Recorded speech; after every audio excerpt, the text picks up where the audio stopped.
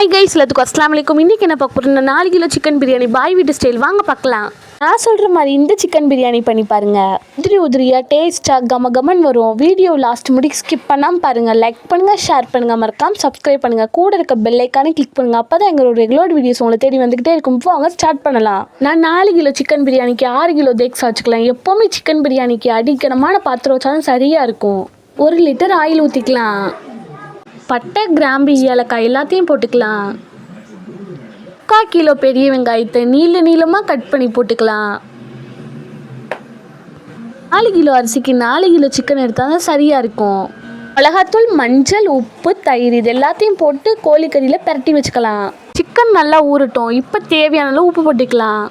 அப்போ தான் நல்ல கோல்டன் கலரில் வரும். இப்போ ஒரு 7 பச்சை மிளகா கிட்ட போட்டுக்கலாம்.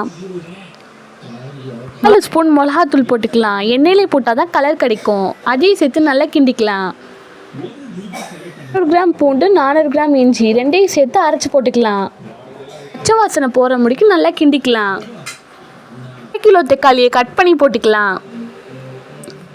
அதையும் சேர்த்து நல்லா கிண்டிக்கலாம்.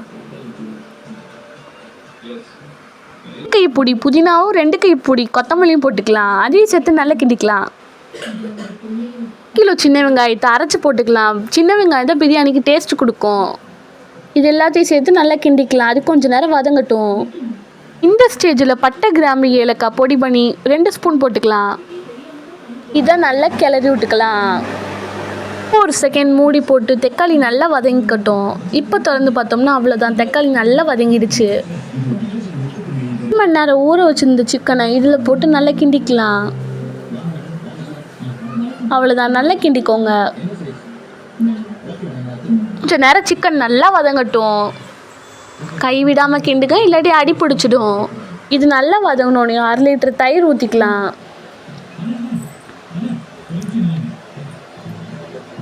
அதையும் சேர்த்து நல்லா கிண்டிக்கலாம்.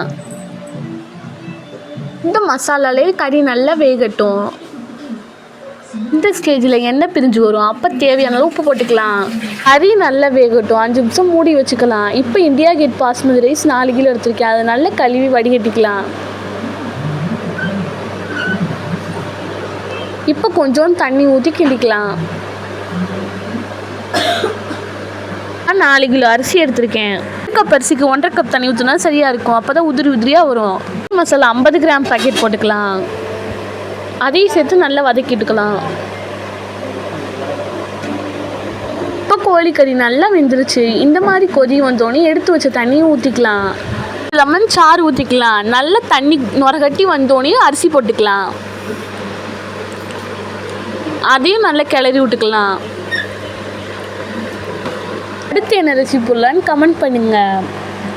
அவ்வளோதான், நல்லா கிளறி விட்டுக்கோங்க. தேவையான உப்பு போட்டுக்கலாம். எப்போவுமே பிரியாணிக்கு பாஸ்மதி பழைய அரிசி போட்டால் தான் உதிரியாக வரும். புது அரிசி போட்டிங்கன்னா சீக்கிரமே குழஞ்சிடும். 300 கிராம் நெய் ஊற்றி மூடி வச்சுக்கலாம். அரிசியும் தண்ணியும் நல்லா பின்னி வர ஸ்டேஜில் நல்லா கிண்டி விட்டு இப்போ தம் போடலாம். தட்டுக்கு மேலே வெயிட்டான பாத்திரத்தில் தண்ணி மூடி வச்சுக்கலாம். அது ஒரு 1/4 மணி நேரம் வேகட்டும். என்கிட்ட பெரிய தோசைக்கல் இருந்துச்சு, பழைய தோசைக்கல். அது கீழே வச்சு மேலே அந்த மாதிரி தண்ணி வச்சுருக்கேன். நீங்கள் என்ன இருக்கோ அதை வச்சுக்கோங்க. Basmati chicken biryani ready. நீங்கள் ஒரு நாள் வீட்டில் ட்ரை பண்ணி பாருங்கள். அப்போ தான் அந்த உதிரியான பிரியாணி கிடைக்கும். நான் சொன்ன மெத்தடில் பண்ணி பாருங்கள். உண்மையிலே சூப்பராகவும் டேஸ்டியாகவும் இருக்கும். லைக் பண்ணுங்கள், ஷேர் பண்ணுங்கள், மறக்காமல் சப்ஸ்கிரைப் பண்ணுங்கள். கூட இருக்க பெல் ஐக்கானை கிளிக் பண்ணுங்கள். மறந்துடாதீங்க. ஒரு நாள் வீட்டில் ட்ரை பண்ணி பாருங்கள். பாய்.